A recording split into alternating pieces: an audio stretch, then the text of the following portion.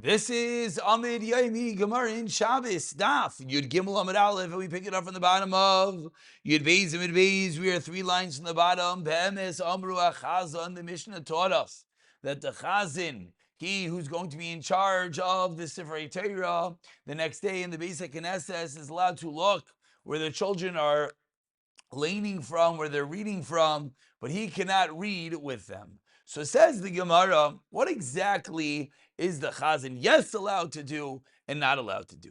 Says the Gemara of Amir Reisha, but the Reisha, the first part of the Mishnah, said Roya, he's allowed to look where they're reading, my love likros. Sounds like he could yes read, but then you said that he cannot read. So what exactly could or could he not do? Says the Gemara, the Mishnah means he's allowed to read the beginning. Says the Gemara, Vakula Parshalai. Really, is he not allowed to do the whole Parsha? Meisve in the top of Yigimel Amud Aleph. Ask the Gemara, Hashem Yom the Allah, Omer. Hati Noike shall be Sraman Misadim.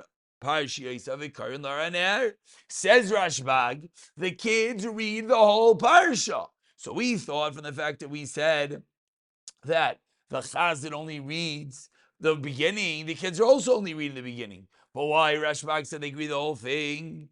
Answers the Gemara by Yisema. Rashbag says, if you either say what the Brisa means is just the beginning, since they're afraid of their teacher, they're not going to come to touch the lamp. So the Chazan could only read the Rashi Parsha, so the kids could read more. Why? Because the kid is never going to come to touch the lamp, because if the kid sticks out his hand, whack, he gets hit by the Rebbe. Continues the Gemara 5 lines down.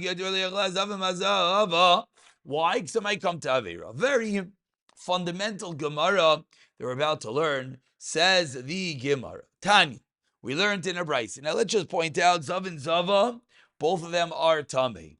Tanya, we learned in a Brisa, Rashba, Mer says Shemen Elazar, Bare, come and see Arechan Partsut Ayra B'Yisrael. How incredible! How far Klal Yisrael has gone b'Tayra. Shaloi Shaninu, we did not learn in the Mishnah Yochla Tar Imatame. We didn't say that the tar cannot eat in the Tameh, which would thereby mean that the tar might come to become Tameh. It's now we learned. Ella meaning even though they're both Tameh, still the Mishnah said they would not eat with each other, even though they are both Tameh. Says the Gemara. Similarly, a Zav who's a parash, a Talmid Chacham, who's careful about the halachas of Tumah v'Teira, should not eat imzav amaretz shemi yargulenu etzlai. Maybe you're going to come to hang out with him. Says Gemara, Shkayach margula etzlai may have it. Who cares? They're both tamei. Eleiba shemi yechlenu dvarim tameim. Maybe the Amaretz is going to feed him something tamei. Says the Gemara, Atazav parslav dvarim tameim achu. He's azav. He's tamei. He's allowed to eat dvarim tameim. So what's the problem? Amar Abaye. Finally, Abaye gets to the bottom of this. We're about 14 lines down. The first one line is Achel explains Abaye. No, there's a different, more fundamental problem. Gezerah shemiach lenu dvarim sheinon mitukanim. The Amaretz might feed the Talmid Chacham something that was not taken off the appropriate meisters. You're right, it's not a Tumah v'Taira problem, but he might give him something that did not take off meister. Rava Amar says, Rava, no, that's not a problem. Why? Roiv Amaratze meistering him. So what's the problem? Maybe he's going to hang out with him. You're right. Right now they're both tummy. We're afraid about the future, that if the two of them hang out, he might come to feed him in the future while he is tar, and that's why they should not be together. So comes out that in the Mishnah we have a high level of Prisha that we're discussing, the Zav with the Zava. It seemingly is not just a Tumah v'Taira issue, because they're both Tameh. It seems that the issue is Shemri Agilenu, that we're afraid that this might eventually lead to a higher level of Eira, which the Zav and Zav are not allowed to have any form of relations, etc., etc. So Ibayilu says the Gemara, let's go one step deeper. Nida mahu. About 20 lines down, the first line is mahu. And of course, a nida is also not allowed to be with her husband. But says the Gemara, and this is a very fundamental discussion, mahu shetishin im baila. Can a nida sleep with her husband? He bebigda, vehu bebigdai. Each one wearing their own clothing. And the question is, definitely Zman Chazal, they would sleep without clothing on. So do we say the fact that they're now wearing clothing, that's a form of shinoi?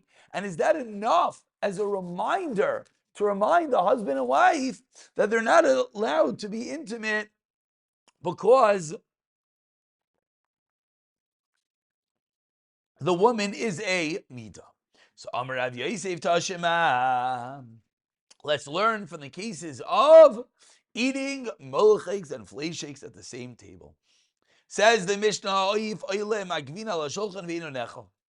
allowed to have chicken and cheese on the same table, and we're not afraid you're going to come to eat one after the other. Divrei Beis Shammai. Beis Hillel says no.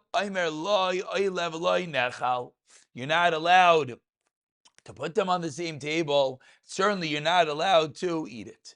So what do we see from over here? We see that you're not allowed to put milk and cheese on the same table. So similarly, if the woman is a nida, you should not be in the same bed.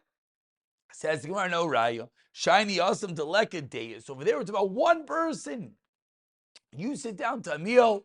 You're having your chicken for dinner. You're not allowed to have cheese at the table because we're worried that you might come to grab and eat the cheese, and there's no one going to remind you because you're by yourself.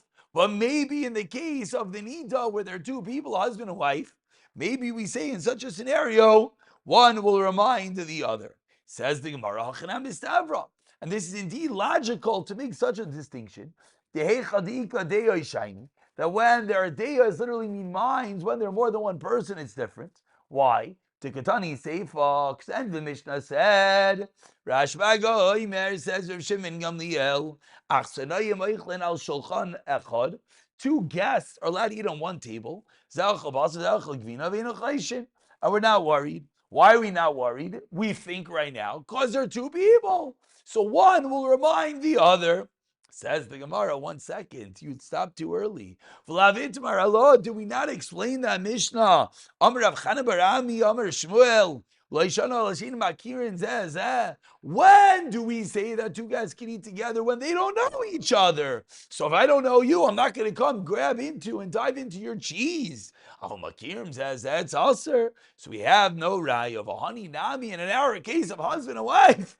Of course, it's Makirin says, and therefore we have no raya to the case of nida. Says the Gemara, slow down. Let's get this comparison straight. Awesome over there when we have two guests eating together. Deos ika shinoi leka. You're right. There are deos. It's two people, but there's no shinoi. They're eating normally. But in our case of nida, ika deos v'ika shinoi. So the Gemara sticks to his guns that potentially in the case of nida, we would like to say there's a heter. Why? The fact that they're sleeping in different clothing than usual is a reason that we could be mekel. Says the Gemara, Ikiti Amri, another way of learning. Tashema.